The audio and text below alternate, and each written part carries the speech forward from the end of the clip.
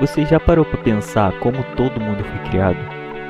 O que aconteceu para chegarmos onde estamos? Bom, se quer saber, acompanhe essa linda história.